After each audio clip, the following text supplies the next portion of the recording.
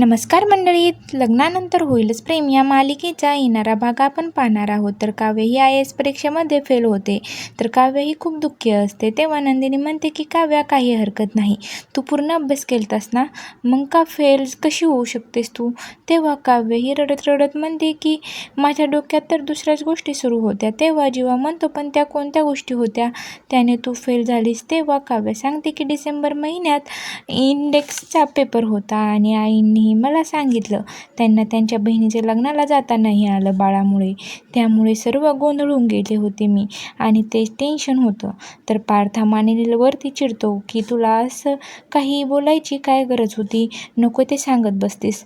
तर तेव्हा मालिनीला खूप वाईट वाटतं. तेव्हा वसू ही त्यांच्यामध्ये आग लावत म्हणते की पार्थ, हे काय बोलतोस तू तुझ्या आईला, तर कोणत्या भाषेत बोलतोयस. मालिनी, बाई तुझी आता मुलं तुझ्या हातामधून निसटली बघ. तर समोर येणाऱ्या भागात काय पाहायला मिळणार हे पाहणं खूपच रंजक ठरणार आहे. अशाच मालिकेचे नवनवीन व्हिडिओ पाहण्यासाठी चॅनलला लाईक, शेअर आणि सबस्क्राईब नक्की करा.